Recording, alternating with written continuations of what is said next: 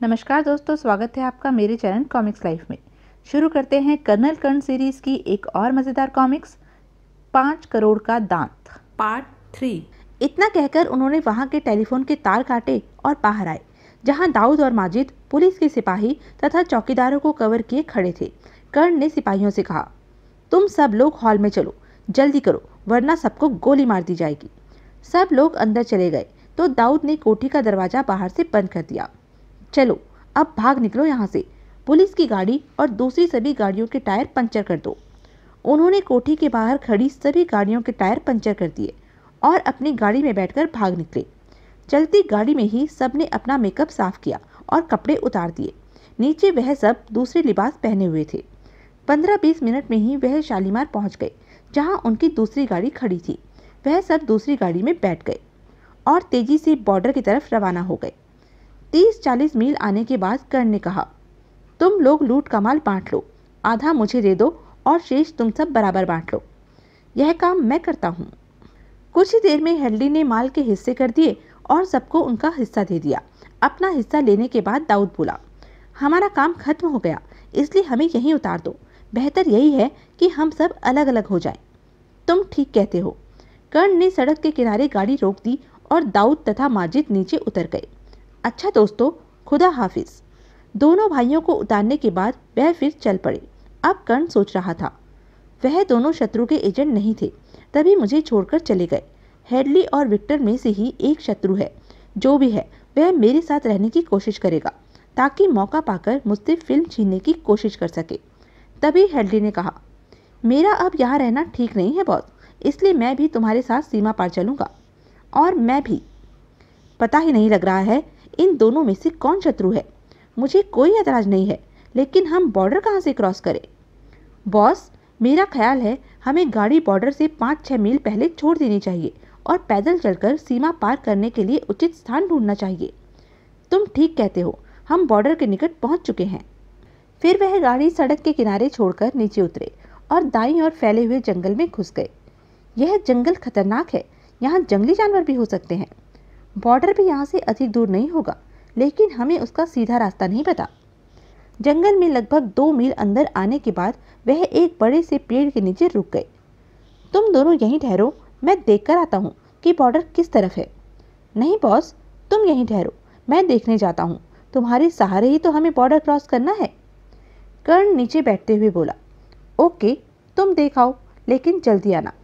हाँ, जल्दी आऊँगा, और अगर 1 घंटे तक ना आया तो समझ लेना कि मैं किसी मुश्किल में फंस गया हूँ। हेडली चला गया। कर्ण जंगली घास पर लेटा हुआ था। 15 मिनट बीत गए तो वह सोचने लगा, पता नहीं हेडली को बॉर्डर का रास्ता मिलेगा भी या नहीं। वह फिल्म कहाँ है कर्नल कर्ण? विक्टर की आवाज़ सुनकर कर्ण चौंक पड़ा। चौंक कर उठा तो देखा विक्टर के हाथ में पिस्तौल थी, जिसकी नाल कर्ण की तरफ उठी हुई थी। तो मेरे साथियों में गद्दार तुम थे Victor? Yes my dear colonel, मैं शुरू से ही जानता था कि तुम वह माइक्रोफिल्म लेने आए हो, लेकिन मुझे यह पता नहीं था कि फिल्म कहाँ है। अतः मैं तुम्हारे साथ इसलिए हो गया था कि तुम जब फिल्म हासिल कर लो तो मैं तुमसे उसे छीन लूँ। मुझे बिल्कुल आश्चर्य नहीं हुआ विक्टर, क्योंकि मुझे पहले ही पता था कि इंस्पेक्टर कादिर का एक आदमी मेरे ग्रुप में शामिल हो चुका है। वैसे क्या हेडली भी तुम्हारा साथी है? नहीं, हेडली से केवल मेरी जान पहचान थी। इंस्पेक्टर कादिर ने तुम्हें हेडली से मिलते देखा तो उसने मुझे हेडली के पास भेजा। मेरे कुछ पूछने से पहले ही हेडली ने मुझे तुम्हारे बारे में बता दिया कि तुम्हें कुछ आदमियों की ज़रूरत है। बस उसकी सिफारिश पर मैं तुम्हारे साथ आ गया, और अब तुम शराफत से वह फिल्म मेरे हवाले कर दो कर्नल। मिस्टर विक्टर, तुम जो कोई भी हो, तुम्हें जानकर दुख होगा कि वह फिल्म मेरे पास नहीं है। बको मत, जल्दी फिल्म का कैप्सूल निकालो वरना गोली मार दूंगा। फिल्म मेरे पास नहीं है, तुम मेरी तलाशी ले सकते हो। ऑल राइट, लेकिन मैं तुम्हारे निकट नहीं आऊँगा। पहले तुम अपना पिस्तौल निकालकर मेरी तरफ फेंक दो, फिर अपने सारे कपड़े उतारकर इधर उछाल दो। मैं कपड़ों की तलाशी ले लूँगा। कर्ण ने उसके आदेश का पालन किया। उसने अपना पिस्तौल निकालकर फेंक दिया। उधर मिस्टर टकीला की कोठी में डाकुओं के जाने के बाद हंगामा मच गया था। औरतों ने रोना और चीखना शुरू कर दिया था। मर्द परेशान थे। 15 मिनट तक किसी को भी बाहर जाने का साहस न हुआ। 20 मिनट बाद पुलिस वाले दरवाजा तोड़कर बाहर भागे। सब कारें बेकार थी, इसलिए काफ़ी दूर पैदल जाकर पुलिस हेडक्वार्टर को सूचना दी गई। फलस्वरूप अब वहां पुलिस दल आ पहुंचा।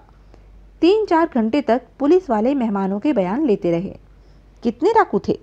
अंदर तो 4 आए थे, बाहर का हमें पता नहीं।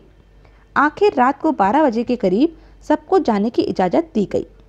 अब आप लोग जा सकते हैं।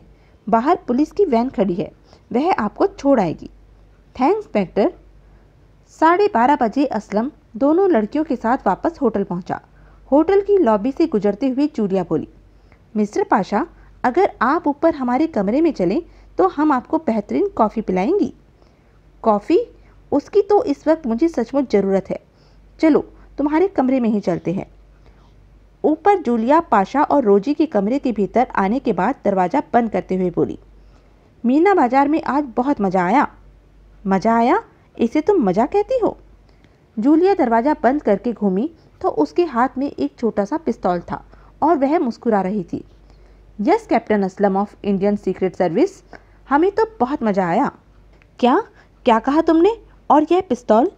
बिल्कुल असली है डार्लिंग, हमें बेवकूफ़ बनाने की कोशिश बिल्कुल ना करना। जल्दी से वह फिल्म का कैप्सूल निकाल कर मेरी दोस्त रोजी को पकड़ा दो। कैसी फिल्म?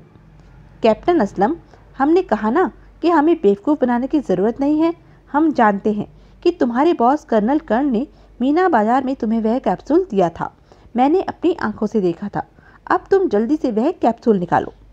मगर सुनो तो कैप्टन, मैं 7 तक गिनूंगी। अगर इस बीच तुमने फिल्म न दी तो मैं गोली चला दूंगी। मेरी पिस्तौल में साइलेंसर भी लगा है, अतः इसकी आवाज़ नहीं होगी। 1, 2, 3, 4, 5। ठहरो ठहरो, मैं फिल्म देता हूँ। निकालो। असलम ने अपने मुंह से कैप्सूल हथेली पर उल्टा। यह लो और मेरी जान छोड़ो। थैंक्स शेख साहब। असलम से कैप्सूल लेने के बाद, रोजी तुम जाकर इसे नीचे एजेंट 4 को दे आओ। मैं कैप्टन को संभाले हुए हूँ। कैप्टन को जाने मत देना, आज रात इन्हें यहीं रखना होगा। सुबह तक फिल्म पाकिस्तान से बाहर चली जाएगी, फिर हम कैप्टन को आज़ाद कर देंगे। रोजी कैप्सूल लेकर चली गई तो जूलिया ने फिर दरवाज़ा बंद कर लिया। असलम ने कहा, अब यह तो बता दो कि तुम दोनों किस देश के लिए काम कर रही हो? जापान के लिए, और हमें खुशी है कि हम फिल्म प्राप्त करने में सफल हो गई हैं। तुम्हारे बॉस कर्नल कर्ण ने हमारे कई एजेंट मार दिए, मगर सफलता हमारे ही हाथ लगी। उधर कर्ण ने अपनी जैकेट उतारकर नीचे डाल दी थी और विक्टर उससे कह रहा था, पाँव से इसे मेरी तरफ उछाल दो। यही समय है जब मैं एक चांस ले सकता हूँ। और कर्ण ने जैकेट पाँव से विक्टर के मुंह के ऊपर उछाल दी। Oh you bastard! कर्ण के लिए इतना समय ही काफ़ी था। उसने विक्टर पर छलांग लगा दी। विक्टर को साथ लिए हुए कर्ण नीचे गिरा और विक्टर के हाथ से पिस्तौल छूटकर नीचे गिर गया। फिर दोनों गुत्थम गुत्था होकर एक दूसरे पर लुढ़कने लगे। विक्टर काफ़ी शक्तिशाली था। एक बार उसने कर्ण को पलटी दी और उसकी छाती पर चढ़कर बैठ गया और पूरी शक्ति से कर्ण का गला दबाने लगा। कर्ण ने पीड़ा के कारण हाथ इधर उधर चलाए। आह! अचानक उसका हाथ नीचे पड़े हुए पिस्तौल पर पड़ा और उसने पिस्तौल उठा लिया। फिर उसी तरह पड़े पड़े पिस्तौल की नाल विक्टर के पहलू से लगाकर फायर कर दिया। धाएं! आह! विक्टर उसके ऊपर से लुढ़क कर गिर गया। वह मर चुका था। कर्ण कुछ देर वहीं पड़ा अपनी सांसें ठीक करता रहा, फिर उठा और अपने हिस्से के लुटे हुए हीरे विक्टर की लाश के पास डाल दिए और अपनी जैकेट उठाकर बॉर्डर की तलाश में चल दिया। आधे घंटे तक वह जंगल में भटकता रहा और फिर बॉर्डर के निकट पहुंच गया। एक झाड़ी की ओट से उसने देखा, लगता है इस तरफ पहरा नहीं है, यहीं से सीमा पार करता हूँ। और फिर वह जमीन पर रेंगता हुआ तारों के नीचे से पार निकल गया। 5 मिनट बाद वह भारतीय सीमा में प्रविष्ट हो चुका था। संतोष की लंबी सांस लेकर जैसे ही वह उठा, हॉल्ट! सिपाही कर्ण को पकड़कर भारतीय चौकी में ले आया। वहाँ एक कैप्टन मौजूद था। कर्ण ने मुस्कुराकर कहा, मैं दोस्त हूँ, मेरा नाम कर्नल कर्ण है। अगर आपको विश्वास न हो तो। हमें आपका विश्वास है सर। हेडक्वार्टर से हमें सूचना मिली थी कि आप आज सीमा पार करके इधर आएंगे। हम आपका ही इंतज़ार कर रहे थे। आइए बैठिए। कर्ण बैठ गया तो कैप्टन बोला, अभी कुछ देर पहले एक विदेशी भी सीमा पार करने की कोशिश कर रहा था। हमारे सिपाहियों ने उसे गोली मार दी। उसकी लाश की तलाशी लेने पर उसकी जेबों से बहुत सारे हीरे निकले हैं। तो आप उसकी लाश को और उन हीरो को तुरंत सीमा की दूसरी तरफ फिकवा दीजिए। यह बहुत ज़रूरी है। और हाँ, मैं दिल्ली जाना चाहता हूँ, इसका भी प्रबंध कीजिए। और फिर कुछ ही देर बाद कर्ण एक मिलिट्री हेलीकॉप्टर में बैठा दिल्ली जा रहा था। उधर जूलिया और रोजी ने रात भर कैप्टन असलम को उसी कमरे में अपने साथ रखा।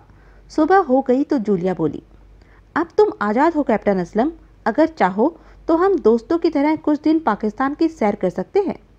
थैंक्स, लेकिन अभी 9 बजे वाले जहाज़ पर मेरी सीट बुक है, मुझे आज ही वापस जाना है।